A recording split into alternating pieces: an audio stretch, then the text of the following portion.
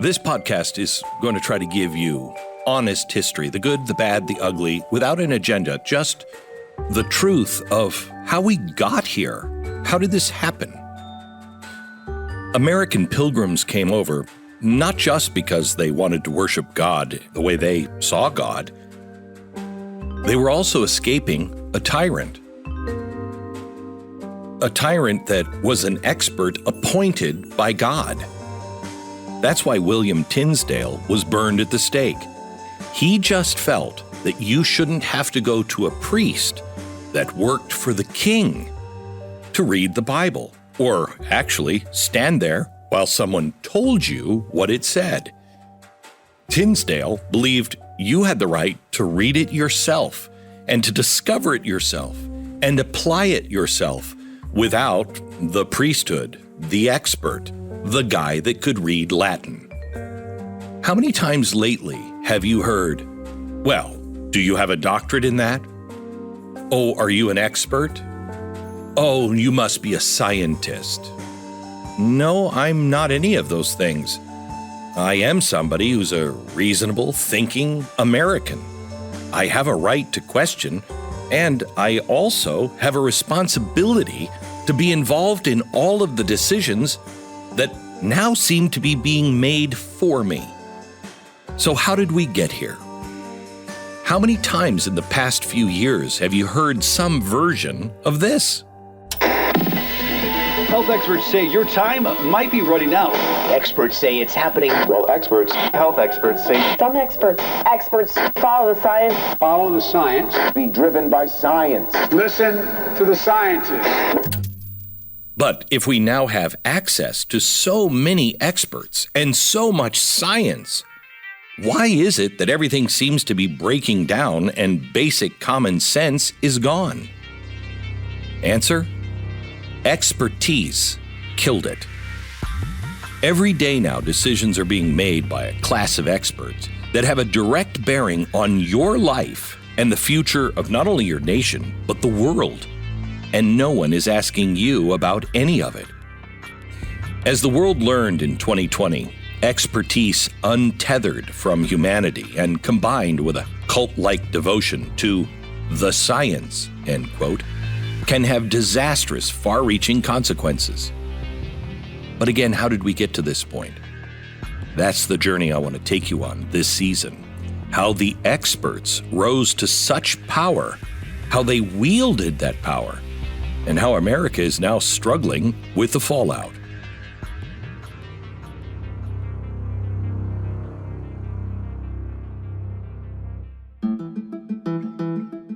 Our story begins with Louise Marie Taylor. She had traveled all over Europe numerous times, but she had never seen a lavish spectacle quite like the one that greeted her in Rome in 1927. Lou, as her family called her, was in Rome for the Third International Management Congress. The pageantry and the crowds surrounding the conference demonstrated the power of her late husband's legacy, Frederick W. Taylor. He'd been dead now for 12 years, but he was a legend in the field known then as scientific management, a field that he basically invented in more ways than one. Frederick Taylor's most famous book, called The Principles of Scientific Management, was first translated into Italian in 1915, the year Taylor died. Just 11 years later, Italian bureaucrats were so taken with Taylor's principles that they created a government agency to promote scientific management. At the closing ceremony of the conference, banners, flags, soldiers all provided a regal atmosphere in the Italian Senate chamber. Lou was moved when a photo of Frederick, her husband, was projected on a big screen. Then the leader of the conference rose to speak and gave a full-throated endorsement of scientific management, and the crowd roared with approval. After the closing ceremony, Lou received a special invitation from the revered conference leader to his private office. He was eager to present Lou with a photo of himself in exchange for a photo of her husband, Frederick Taylor. whom he said was a great man and had revolutionized management. Lou thanked the man, who happened to be a little bit more than just the Italian leader of the management conference. In fact, he was the new leader of everything in Italy. He was Benito Mussolini. What is an expert? Some expert witnesses point out that sought-after We turn to the experts on... Experts agree that if nothing is done... Do we really think experts are jumping in and helping people make great decisions? I don't think so. When you learned about the Progressive Era in history class, it probably went something like this. The Progressives are big-hearted heroes who cared for the common man. They used government to fight for the poor, for children, for women and immigrants, battling all the terrible things that they had suffered at the hands of evil industrial capitalists. Right? This reform obsession that came to be known as progressivism was not an overnight sensation. It was a slow burn. Roughly the 1890s to the end of World War I in 1918, and some of the reforms that progressives brought about were good things, like basic safety and sanitary standards for America's food and drugs. No one's going around today saying, gee, I wish we still had kindergartners working on the factory floor. But overall, America's history textbooks don't tell you the whole story about progressivism, or frankly, anything. They fail to mention how a cult of expertise developed among progressives and how these experts took a sledgehammer to our constitutional system of government. And we're still feeling the effects today. In 1856, Frederick Winslow Taylor was born into a wealthy family in Philadelphia. When he was 12, he spent 3 years touring around Europe with his family at a time when no one outside of the wealthiest Americans did such a thing. When he was 16, Taylor attended Phillips Exeter Academy in New Hampshire, an elite boarding school for America's wealthy young men. 2 years later, he passed the Harvard entrance exam with honors, then horrified his parents by deciding not to attend Harvard. He hung out at his parents' Philadelphia mansion for several months until his father finally helped Taylor get an apprenticeship at a machine shop called the Enterprise Hydraulic Works. There, Taylor learned to cuss like a commoner and work with his hands. He had a genuine knack for engineering and design. In fact, he eventually owned several patents, including tennis racket and golf club designs. Taylor would always use his apprenticeship as a badge of honor. Having rubbed shoulders with the common folk gave him some sort of street cred. But Taylor was always an elite. He never shed that part of himself, and the major difference between he and the regular men that he apprenticed under was that ultimately he didn't need the job. He had a safety net.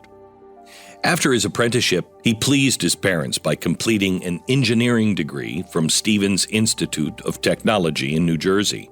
He then got a job at Millvale Steel Company in Philadelphia, and it was there that he discovered the knack that would make him famous.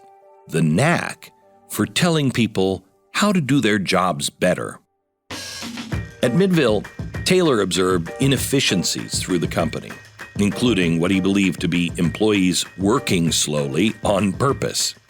Taylor soon fell in love with the stopwatch and then began doing time studies each step of the manufacturing process. He then corrected the workers, dictating the best technique that they should follow in performing their job. Oh, he must have been mighty popular. Detailed performance standards were put in place for all of the areas of the operation. He moved equipment around and meticulously streamlined everything. Through these efficiency audits, he was able to enhance a company's productivity and cut costs. He essentially invented management consulting. Here's how historian Jill Lepore described what Taylor did.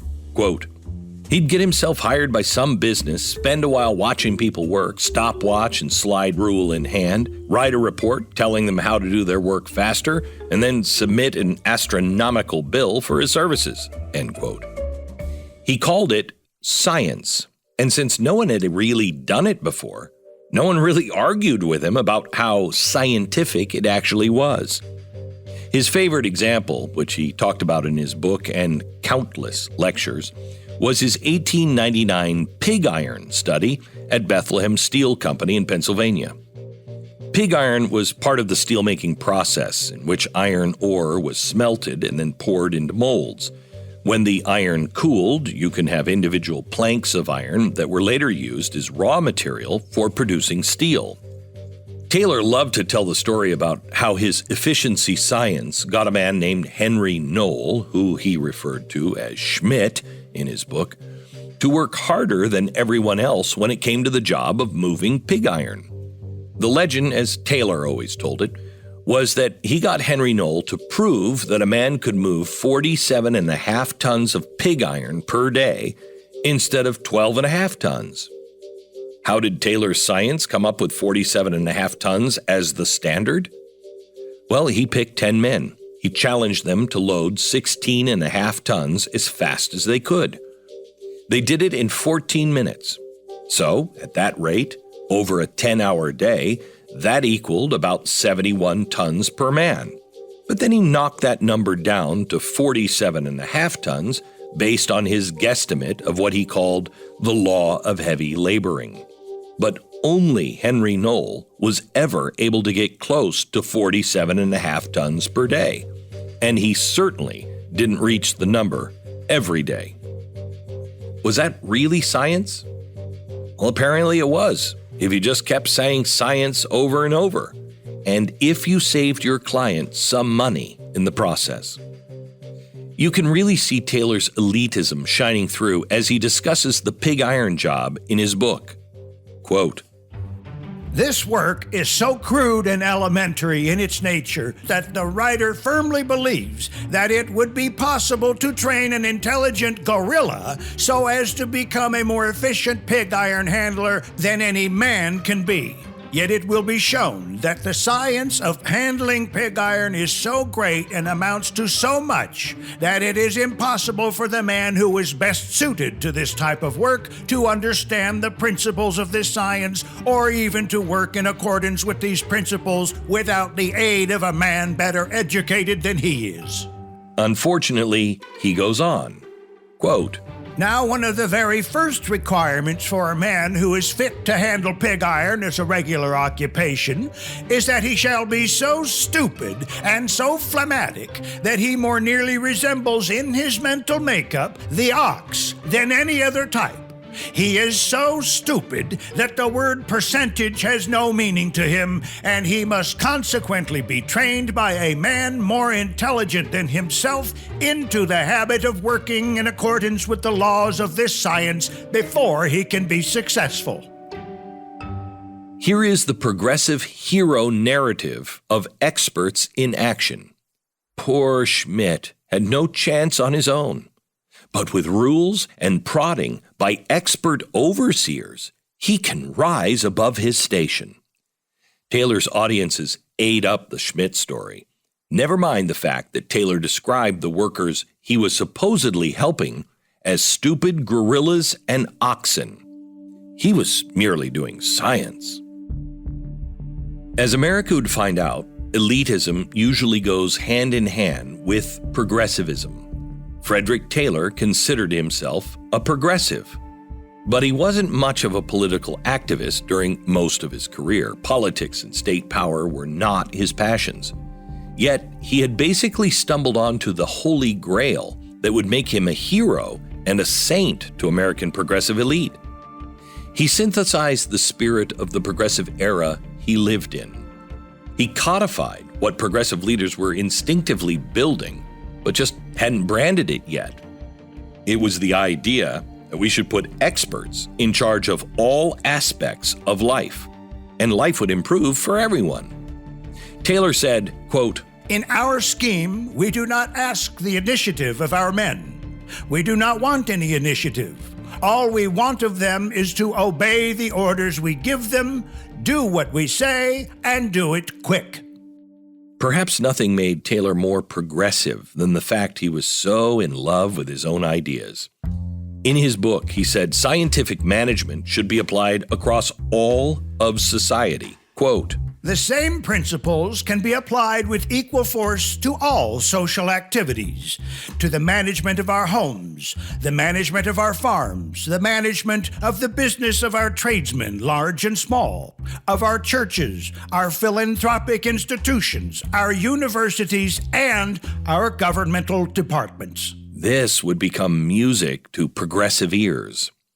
Taylor's concept of scientific management gave power-mad progressives the perfect label and tool they needed. If you could transform a complex business through careful study and planning and dictated change, imagine what could be done by using those same techniques on government and society. Now progressivism had a unifying rallying cry. Taylor was the Moses for them, coming down from the mountain with a new set of commandments and giving them even more justification to take charge. Because now science was on their side. And you can't argue with science. Progressive leaders took Taylor's concept and married it with political power. But it would take another progressive titan, someone that the left still worships today, to take Taylor's ideas about the importance of experts and make them go viral. A century ago, as we're now learning, we witnessed the dawn of the expert class in this country. The consolidation of power into a few hands was something the founders tried to avoid. But we had progressivism. Woodrow Wilson, he brought it all crashing back into our lives, and in one of the most blatant efforts of all time, trying to stamp out individualism and freedom. We're doing it again. And that means the freedom to have the opportunity to take your destiny in your own hands. It's something that I believe in, and if you're listening to this podcast, I believe you are too. And it's something that Jace Medical believes in as well. They're a proud partner in bringing this together, and I'm happy to have them on board. They understand the way you and I do that you need to be able to make decisions for yourself and your family. You need to be as self-reliant as possible, and they're providing some of the most vital, life-saving medications that the experts wouldn't want you to be in charge with. Medicines, because of the experts in charge, might not be easy to get in the coming months and years. And they'll make sure you're prepared for anything with a year's worth of whatever medicine you have to take every day. I encourage you to check out jacemedical.com and prepare yourself and your family. I'm no expert, but I use Jace Medical.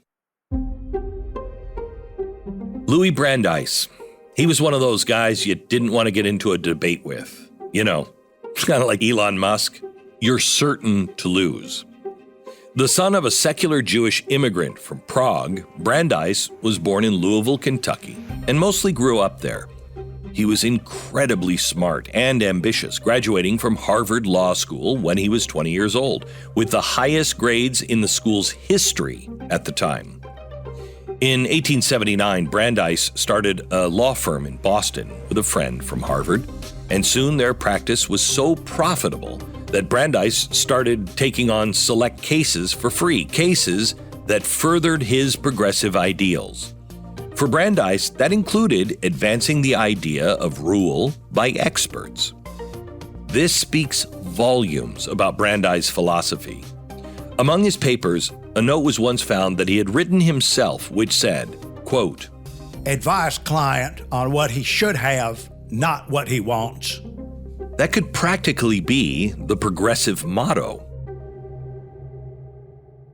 In our history textbooks, a 1908 Supreme Court case, Muller versus Oregon, is often cited as an example of superhero progressivism at work. Before this case, the Supreme Court had considered it a right of employers and employees to establish a work contract without interference from the state. Brandeis would change that. This case demonstrated Brandeis' passion for rule by experts. He defended the state of Oregon in front of the Supreme Court, packing his brief with over 100 pages of research and supposed science, backing up his theory that women working long hours was, quote, dangerous to the public health, safety, morals, and welfare. This progressive argued that the state was correct to restrict work hours for women, rather than allowing employers and employees to set up their own work arrangement. Brandeis won the case, as he usually did, and he's been hailed as a hero ever since for his Brandeis briefs. Judicial historian Stephen Powers wrote, quote, "The so-called Brandeis brief became a model for progressive litigation." He says the hallmark of this approach is, quote, its disregard for common law jurisprudence in favor of faith in a jurisprudence that takes into account social and historical realities. Because of cases like Mueller versus Oregon, Brandeis gained a saintly reputation on the left as the people's lawyer. In 1910, he got another big opportunity to stand up for the people, this time in a hearing before the Interstate Commerce Commission. The ICC was an early product of progressivism. It was established in 1887 to regulate the railroad industry. It was the first regulatory authority commission in U.S. history. Brandeis was brought in by the Trade Association of the Atlantic Seaboard to make an argument for why railroad companies should not be approved to increase their rates. He dug in, preparing one of his famous Brandeis briefs, and that is when he stumbled onto the glories of Frederick Taylor's scientific management. Brandeis traveled to Philadelphia and met with Taylor in person to glean everything he could about the amazing new science. He also met with Taylor's associates. In true progressive expert style, Taylor was extremely protective of his scientific management concepts. Only he could certify official scientific management experts. According to him, there were only 5 other authorized experts in the world, and they all happened to work for him. After learning everything he could about Taylor's scientific management, Brandeis was enthralled, writing, quote, "Of all the social and economic movements with which I have been connected, none seemed to me to be more equal in its importance and hopefulness."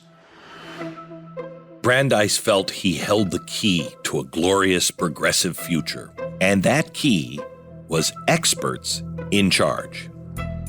Just like Taylor hovering over his stopwatch and charts to reconfigure every department of a steel company, Brandeis could see experts reconfiguring every aspect of America's messy society.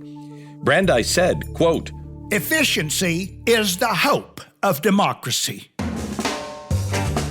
In October 1910, before heading to D.C. for the Interstate Commerce Commission hearing, Brandeis held a meeting in New York City with some of Taylor's associates. Among the attendees were Frank and Lillian Gilbreth, who later would become famous in the book Cheaper by the Dozen, which was written by 2 of their children.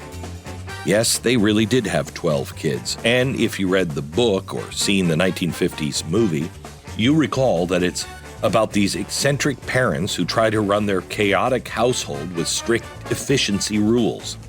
The Gilbreths were all about studying human motion to eliminate inefficiencies in everything from factory work to household tasks. At that meeting, Brandeis had everyone help him settle in on an official title for this efficiency management by expert system. They decided to call it scientific management. Taylor, who was not at the meeting, had used the term before, so he was sure to approve their choice. And of course, using the word scientific was the key ingredient.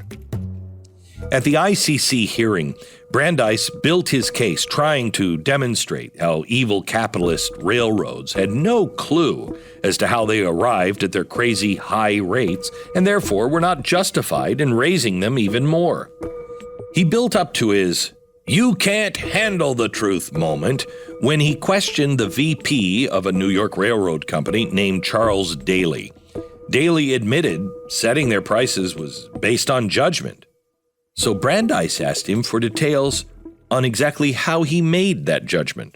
"The basis of my judgment is exactly the same as the basis of a man who knows how to play a good game of golf.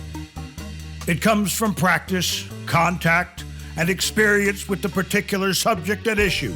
Then Brandeis said, I want to know, Mr. Daly, just as clearly as you can state it, whether you can give a single reason based on anything more than your arbitrary judgment as you have expressed it.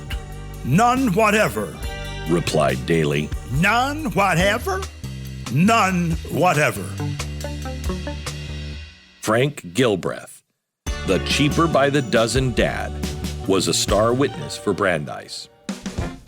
Gilbreth put on a show, mesmerizing the commissioners when he used a stack of law books to demonstrate the bricklaying efficiency techniques he had developed using the new science of motion study. When Gilbreth was done with his show, one of the commissioners said, "This has become a sort of substitute religion with you." "Yes, sir," responded Gilbreth with enthusiasm. The commissioner had no idea how prescient he was comparing this to a religion. The other thing that made Brandeis an activist lawyer who was way ahead of his time was his genius at controlling narrative.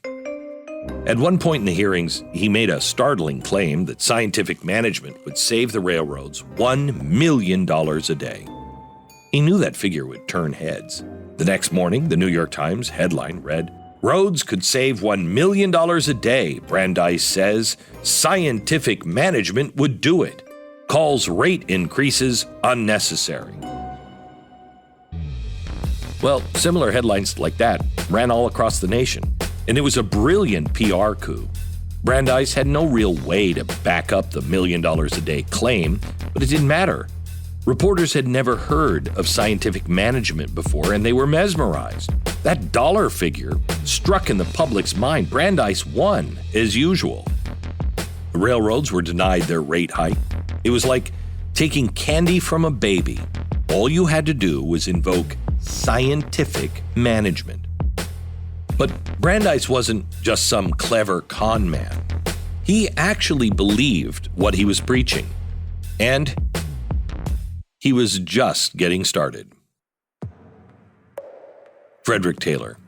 He became an overnight star. His scientific management spread like wildfire. Brandeis hooked him up with a glowing profile in the American magazine, written by uber-progressive journalist Ray Stannard Baker. The same issue also serialized Taylor's book, The Principles of Scientific Management, which came out just in time to ride the public wave. The magazine issue was titled The Gospel of Efficiency, a New Science of Business Management.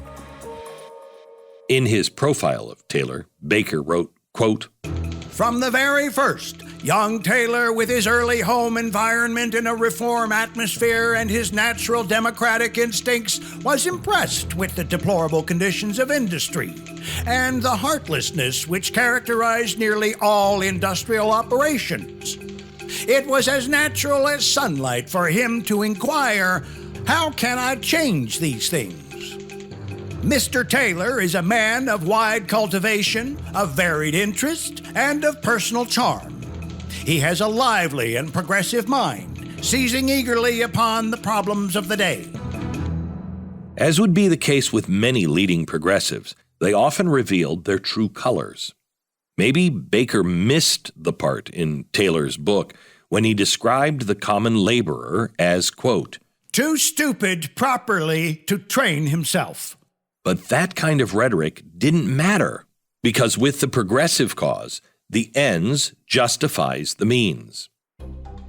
One biographer stated that Taylor's Principles of Scientific Management book was, quote, "above all, a reform tract, a progressive manifesto." Regardless of whether Taylor actually considered it that, many progressive activists did. Louis Brandeis raved that, quote, "The coming science of management in this century marks an advance comparable only to that made by the coming of the machine in the last." Nothing captured progressivism quite like scientific management. Here was a bulletproof form of improved control. You couldn't argue that it wasn't better for you because it was based on science. More than a century later, progressives are still using this science argument.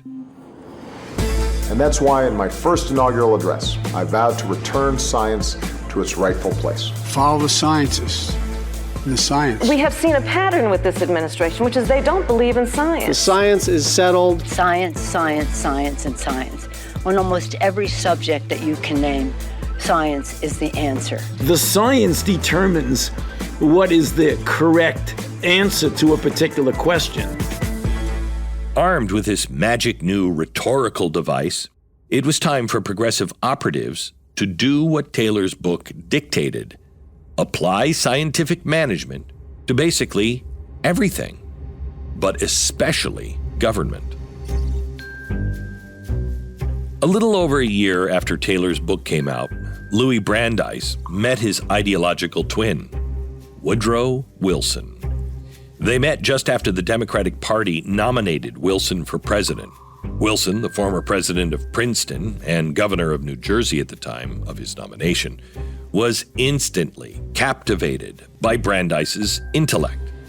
Wilson biographer A. Scott Berg wrote that Brandeis, quote, as much as anyone, would shape the future of Woodrow Wilson's campaign and career. Brandeis and Wilson, a perfect match. Two self-styled experts, a Harvard man and a Princeton man, like-minded about the problem facing America. They both thought America had outgrown the Constitution. An editorial in the New Republic magazine perfectly captured this progressive mindset. Quote, the business of politics had become too complex to be left to the pretentious misunderstandings of the benevolent amateur. Ray Stannard Baker, the guy Brandeis got to write that glowing feature about Frederick Taylor, called for a, quote, new aristocracy, which must appear in America if our inefficient and halting political democracy is ever to develop into a true democracy. That higher and finer sort of aristocracy based upon a scientific and artistic outlook and inspired by an intense enthusiasm for human progress. Brandeis and Wilson believed the situation required experts to fix it. They nominated themselves to do it. Wilson was the first president to have a PhD, and progressives were beside themselves about it. The left's charge against every non-progressive president since Wilson has been that they're just dumb. When Wilson was president of Princeton, he gave a speech titled Our Elastic Constitution. That really should have been a warning sign to America, but progressives saw it as a virtue. Wilson and Brandeis helped institutionalize this notion of a living constitution. Wilson was the very first president to ever disparage the Constitution and the separation of powers, which he considered an outdated barrier to his agenda. He thought it was time for America to evolve beyond the Constitution. He was a fanboy of the British parliamentary system and desired to see the U.S. convert to a British-style setup. Wilson said, quote, each generation must form its own conception of what liberty is. We are not bound to adhere to the doctrines held by the signers of the Declaration of Independence. We are as free as they were to make and unmake governments. Every 4th of July should be a time for examining what forms of power we think most likely to affect our safety and happiness. Brandeis and Wilson had big plans for America, which they dubbed the New Freedom during the 1912 presidential campaign. But when Wilson won the election, the reality was that he still had to work within the constitutional system for the time being. So they needed willing allies in Congress to carry out their progressive bidding. You know, the field of medicine didn't used to draw a distinction between itself and what we would now call holistic remedies. It was just the field of medicine. Some things worked better than others, and that's it. But then, of course, came the experts. They insisted on things being done in a certain way, which meant that a lot of good treatments for things that we all had taken or our grandparents had done that really did work went by the wayside. Relief Factor is one of our sponsors and partners on this program. Relief Factor doesn't work that way because the people who make it realize something the experts really don't. Fighting pain is almost always about helping your body heal itself with natural healing supplements that are actually effective. I know because I take Relief Factor every single day. If you're suffering from pain, may I recommend that you try Relief Factor? Just try their 3-week trial pack. Like I said before, I'm no expert on this, but this has worked for me. Give it a try, relieffactor.com.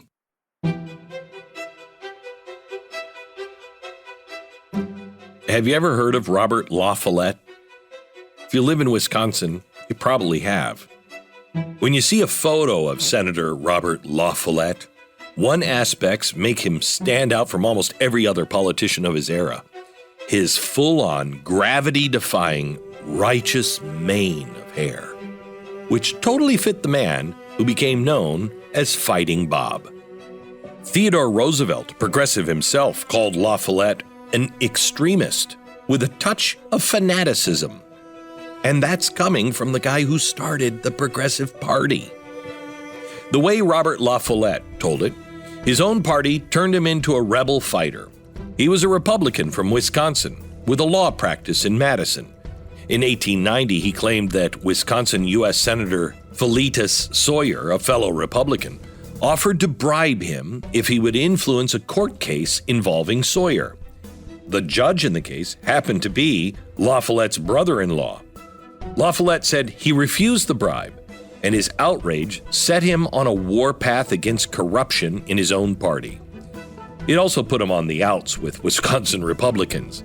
He stuck with his party, but became the leader of the progressive wing and rallied a coalition that got him elected governor in Wisconsin in 1900. As governor, La Follette was an early pioneer of the progressive obsession with experts. One of his co-pioneers of this strategy was Richard T. Ely, a University of Wisconsin professor who had major influence on a young Woodrow Wilson years earlier when Wilson was his student at Johns Hopkins University. La Follette, in partnership with the University of Wisconsin, established the Legislative Reference Bureau, in which professors and other experts provided guidance to lawmakers and actually drafted legislation for them. In 1905, Wisconsin's legislature elected La Follette to the U.S. Senate. Within a few years, he established himself as the leader of the progressive Republicans in the Senate, who were often called insurgents. The American Magazine published a glowing 10-part series on La Follette titled An Autobiography of an Insurgent. His co-writer was Ray Stannard Baker. You remember him? The guy who would go on to write that puff piece on Frederick Taylor and scientific management. In 1909, La Follette called the insurgents together to divvy up the work of pushing progressive reforms through the Senate. Their biggest reform was the 17th Amendment, and it allowed for the direct election of U.S. senators. The insurgents thought they were improving democracy by empowering voters. But clearly, it was a massive tilting of the playing field away from the states and toward bigger, more destructive federal power. In 2010, the late Supreme Court Justice Antonin Scalia said that through the 17th Amendment, quote, you can trace the decline of so-called state rights throughout the rest of the 20th century, end quote. The 17th Amendment was a seismic win for progressivism. The Fighting Bob, he was fast becoming a progressive icon. He started a magazine to promote progressive ideas called La Follette's Weekly. It's now called The Progressive, and it's still running today. Shortly after Louis Brandeis's scientific management show at the ICC hearings, La Follette brought his fellow insurgents together for a meeting where they formed the National Progressive Republican League. Historian William Murphy described the League as, quote, a bold effort by a group of Republican reformers to seize control of their party and transform it into a party of progressivism, end quote. Ultimately, Woodrow Wilson solved the Republican Party's progressive insurgency problem by making progressivism dominant in the Democratic Party. And when Wilson took office, he and Brandeis had no bigger champion for their new freedom agenda than Robert La Follette.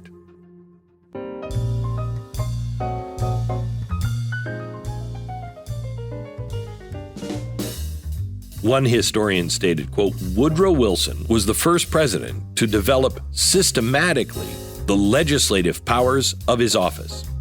The Constitution does not give the president any legislative powers, but surely the founders meant to make an exception for the president, right? I mean, if he has a PhD. Louis Brandeis became Wilson's chief economic advisor. Wilson wanted to give Brandeis a cabinet position, but there was strong public pushback because of Brandeis's radicalism, so he remained just an advisor. In that role, Brandeis was one of the chief architects of both the Federal Reserve Act and the new Federal Trade Commission. The Federal Reserve was absolutely transformational. It created 12 regional reserve banks controlled by the Federal Reserve Board. Naturally, board members were appointed by the president. But this government monolith would have power to adjust the interest rate, regulate banks, and control the nation's money supply. Just weeks before Wilson took office, the 16th Amendment was ratified, allowing federal income tax. Wilson then signed in the first peacetime federal income tax law in U.S. history, and the only Republican senator to vote for it was Robert La Follette. Wilson considered it his duty and right to lead Congress by the nose to accomplish his agenda. He forced himself on Congress more than any other previous president. He was the first since John Adams to give a State of the Union speech in person before Congress. Most previous presidents rarely visited the Capitol building, but Wilson used an office in the Capitol as often as 3 times a week to strong-arm the legislative process. Wilson had barely been in office for a year when one journalist remarked, quote, the vital fact in any present American politics is the enormous control, if not ascendancy, which President Wilson is exerting over Congress. Republican Senator Albert Cummins of Iowa told his Senate colleagues, quote, the influence which has been exerted by the President upon members of Congress, an influence so persistent and determined that it became coercive, is known to every intelligent citizen of the United States. It ought to humiliate us all somewhat when we look around and find that the people generally not only understand the surrender of our rights and privileges, but observe it with a certain degree of satisfaction. Besides dominating Congress, Wilson also signed over 1,800 executive orders. That's the second most of any president of all time, behind FDR. Remember, Wilson had 2 terms, FDR had 4. This was the expert at work. This was scientific management at work. After all, he was a doctor, and doctors know best.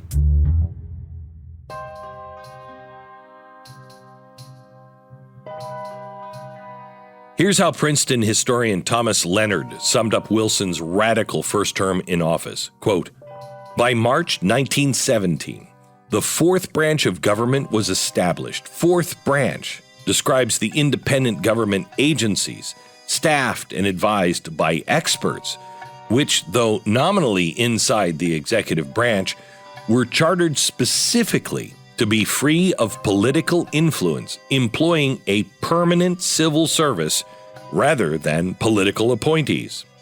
These experts represented themselves as objective scientists above the political fray, administering progress for the good of all. How's that working out for us? This was the birth of what many conservatives mean when they refer to the deep state, a vast bureaucracy of unelected experts creating policies that have the force of law because they're under the executive branch. To Wilson and Brandeis, consolidating power under the executive was the natural evolution required for efficiency. To them, the Constitution's separation of powers was for a bygone era. True progress required more concentrated power. Near the end of Wilson's first term, he rewarded Brandeis for all of his transformative work with the Supreme Court nomination.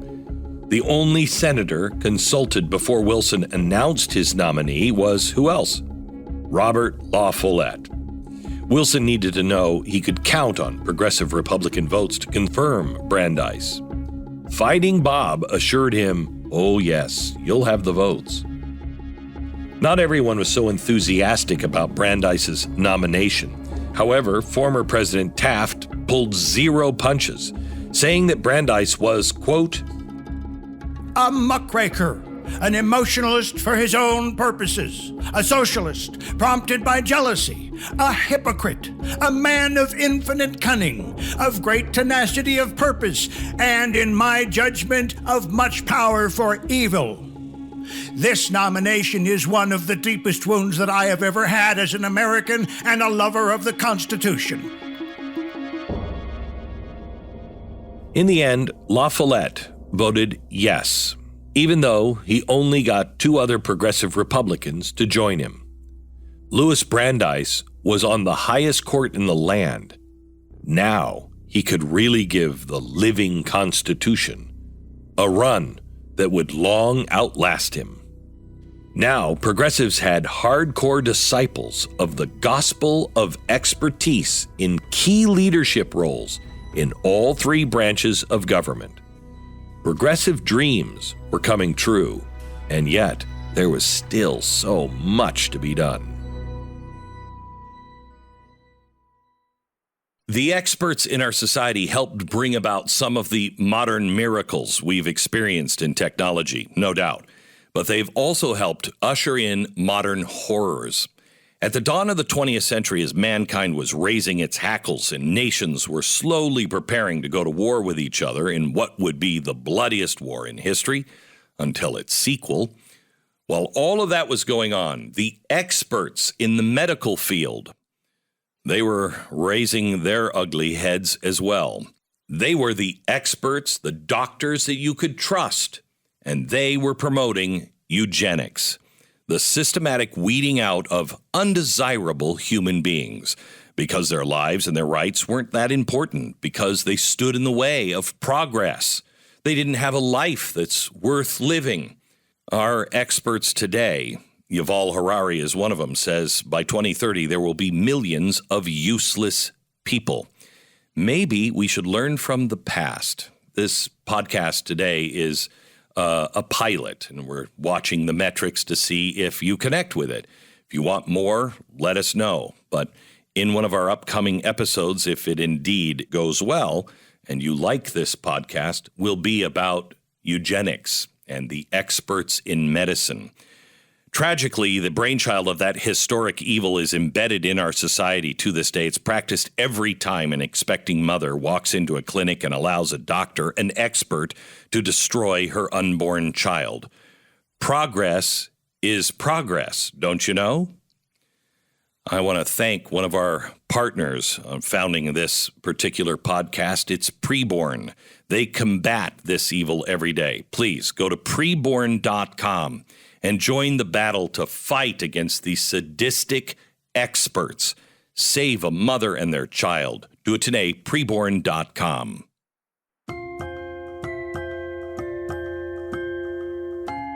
Written on Frederick Taylor's tombstone in Philadelphia are the words, "Father of Scientific Management."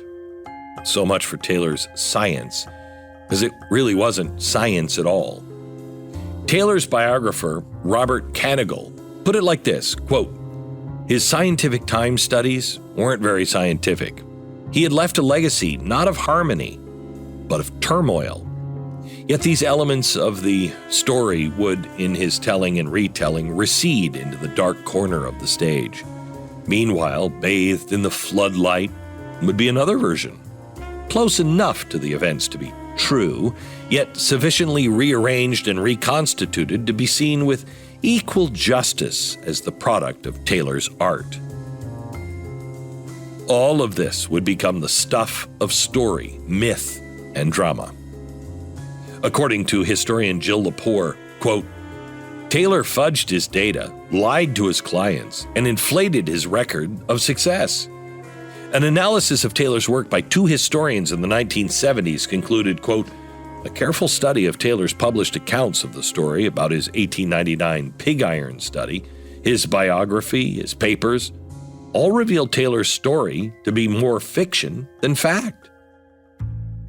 Yet none of that mattered to progressive leaders because Taylor's art helped legitimize their cult of expertise. Harvard was finally convinced to open its business school by a man who wanted to model it on Taylor's scientific management. Taylor delivered a lecture series there every year until his death. Many other universities soon followed suit. Elite universities would become America's factories that churned out experts to run everything. Oh, and do you remember Frank Gilbreth, the cheaper by the dozen dad? He helped start the Society for the Promotion of the Science of Management, which was later renamed the Taylor Society. During the 1920s, the Taylor Society was an incubator for future New Dealers and members of FDR's so-called Brain Trust. In the introduction to The Principles of Scientific Management, Taylor said, quote, in the past, the man has been first. In the future, the system must be first. But what happens when you carry that system too far? Mussolini was a devoted man of scientific management, but so was Lenin, who read Taylor's books, created a Soviet Council for Scientific Management, and insisted that the Taylor system be taught and incorporated across Russian territory. And what happens when the scientific management system is supreme and it merges with technology and artificial intelligence? All you would have to do is watch what's unfolding in real time in China. And a happy, smiley, isn't this swell version is right around the corner for Western progressive societies. At the World Economic Forum conference in Davos in 2023, Duke University professor Nita Farhani presented a disturbing seminar on the latest in brainwave technology. After all, what you think, what you feel, it's all just data. Data that in large patterns can be decoded using artificial intelligence. We're not talking about implanted devices of the future. I'm talking about wearable devices that are like Fitbits for your brain. Using consumer wearable devices, these are headbands, hats that have sensors that can pick up your brainwave activity, earbuds, headphones, tiny tattoos that you can wear behind your ear. We can pick up emotional states like, are you happy or sad or angry? We can pick up and decode faces that you're seeing in your mind. Simple shapes, numbers, your PIN number to your bank account. We're moving beyond scientific management at this point. It's scientific micromanagement. In 1948, C.S. Lewis wrote, of all tyrannies, a tyranny sincerely exercised for the good of its victims may be the most oppressive. It would be better to live under robber barons than under omnipotent moral busybodies. The robber baron's cruelty may sometimes sleep, but those who torment us for our own good will torment us without end, for they do so with the approval of their own conscience. This kind of expert control continues to be the dividing force of progressives. We see things like the Biden administration telling us what light bulbs we're allowed to buy, banning the sale of incandescent bulbs in 2023, and doing it through the Department of Energy, which is under the executive branch. So you have no say in the matter. It's the old progressive obsession with efficiency, only now with the added urgency of climate change. The progressives suffered a backlash after World War I and Woodrow Wilson's second term for reasons we'll explore in another episode later this season. But there's little doubt that Wilson would have kept running for president if his health hadn't failed him. He never fully recovered from the stroke that had incapacitated him for the last year and a half of his presidency. That didn't stop him from collaborating with Louis Brandeis in 1921 on a new progressive manifesto, just as he was starting to plot another presidential run. Wilson died later that year, and instead, Robert La Follette kept the progressive flame burning, running for president 1924 with a coalition of labor unions and socialist groups backing them. Who did he choose as his full-time running mate? Louis Brandeis. But Brandeis declined. He couldn't give up his influential lifetime post on the Supreme Court. In 1922, Supreme Court heard a case involving a female student who was barred from attending public school in San Antonio because her parents refused to get her vaccinated for smallpox as required by her school district. Their lawyers argued that the vaccine requirement denied her equal protection of the laws under the 14th Amendment. But the Supreme Court unanimously ruled against her. And here's what Louis Brandeis wrote in the decision, quote, "Long before this suit was instituted, Jacobson versus Massachusetts had settled that it is within the police power of a state to provide for compulsory vaccination. These ordinances confer not arbitrary power, but only that broad discretion is required for the protection of the public health." In 2020, America met a certain doctor who was a little bit of Frederick Taylor, Louis Brandeis, Woodrow Wilson, and Robert La Follette, all rolled into one. As if he had been created in a progressive lab, few people embodied the sheer elitist progressive conviction of their own genius expertise more than Anthony Fauci. How many times was America told what an expert Dr. Fauci really was? He was a doctor who had been in this position for nearly 40 years. That kind of expertise could not possibly go wrong. Even when the contradictions piled up, to question the experts, to question the science during a national health crisis was considered dangerous. It's very dangerous, Chuck, because a lot of what you're seeing as attacks on me, quite frankly, are attacks on science. Because all of the things that I have spoken about consistently from the very beginning have been fundamentally based on science. Sometimes those things were inconvenient truths for people, and there was pushback against me. So if you are trying to, get at me as a public health official and a scientist, you're really attacking not only Dr. Anthony Fauci, you're attacking science. The expert was no longer just using science as a tool. The expert had become the science. We constantly rely on experts to make decisions for us. Because even eyewitnesses and experts can get it wrong. But experts do get things wrong. You have to seek out sources from other points of view and then critically examine their motivations and credibility as well.